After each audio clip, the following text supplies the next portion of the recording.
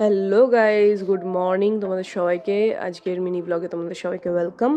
কুমড়ো পটাশ চ্যানেলটাকে তোমরা অবশ্যই লাইক সাবস্ক্রাইব করে দিও। তো তোমরা দেখতে পাচ্ছ বৌমনি সকালে উঠেই রেডি হচ্ছে, আর এদিকে আমাদের সোহাগ সোনা ঘুমাচ্ছে। এখন বাজে ভোর 6:30। তো ভোর 6:30টার সময় উঠে যে ব্লগ আর রেডি হওয়ার কারণটা হলো, আজকে আমরা একটা জায়গায় যাচ্ছি। সেটা ব্লগটা দেখতে থাকবো, তখনই জানতে পেরে যাবে। আর এখন বাজে 6:31 বাজে, আমাদের 7:50 ট্রেন আছে। আর এদিকে সোহাগকে একটু ডেকে দিতে হবে, কারণ ওকেও রেডি হতে হবে, নাহলে আমাদের লেট হয়ে যাবে। তো ওকে ডেকে দিয়েছি, ওইটুকুনি মুখটা রেগে রেগে গেছিলো, কারণ স্বাভাবিকভাবেও এত সকালে ওঠে না। তারপর ফাইনালি সোহাগ রেডি, আর আমার মুখটা অবশ্যই তোমরা ইগনোর করো, কারণ আমি তো ক্রিম লাগিয়ে বসেছিলাম। তারপর আমরা বেরিয়ে পড়েছি সোহাগকে নিয়ে। এবার সোহাগ, আমি, আর সামনে ব্রো ট্রলি নিয়ে যাচ্ছে, পেছনে ক্যামেরা করছে বৌমনি। তো আমরা যাচ্ছি এখন।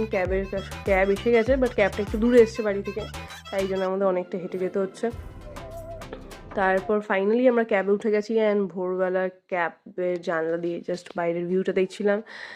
ফাঁকা রাস্তা, খুব একটা ভিড় ছিল না। আমরা গেছি বিধাননগর স্টেশন, আর সামনে ছিল ব্রো বসে সামনের সিটে, আর পেছনে আমি, সোহাগ আর বৌমনি ছিল।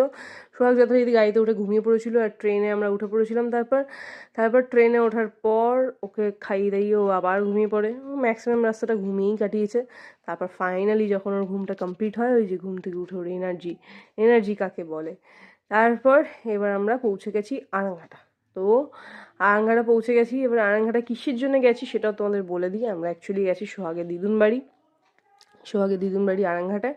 তো আরাংঘাটায় আমরা প্রায় আজকে 3-4 মাস পর এলাম, সোহাগ হওয়ার পর। আর মাঝখানে সোহাগকে নিয়ে এতটা ট্রাভেল করা যাচ্ছিল না। তো এরপর আমরা ভ্যানে করে এখন দিদুন বাড়ির দিকে যাচ্ছি। এখানে সোহাগের এটা প্রথম ভ্যান ছাড়া। সোহাগ বেশ দেখছিল, আর আমরা একদম সামনেই বসেছিলাম ওকে নিয়ে, আর পেছনে ব্রো বসেছে ট্রলি নিয়ে। এই যে সোহাগ, আর এই যে বুবনি। এই যে সোহাগ এখন বাইরে দেখছে, একটু চোখে রোদ পড়ছে বলে চোখটি ছোট ছোট করে করে দেখছে, কিন্তু সব কিছুই ঘুরে ঘুরে দেখে ওর দেখার অভ্যাস আছে একটুখানি। তার ফাইনালি আমরা পৌঁছে গেছি দিদুন বাড়ি, আর দিদুন ওয়েট করছিল সকাল থেকেই। ব্যাস, এবার দিদুনের হাতে হ্যান্ড ওভার হয়ে গেছে। চলো এবার দিদুন বাড়িতে যাওয়া যাক, ঢোকা যাক। এবার আগামী যেই মিনি ব্লগগুলো আসবে, সেগুলো দিদুন বাড়ির কিছু মিনি ব্লগ আসবে, কারণ এখন আমরা 3-4 দিন এখানে থাকবো।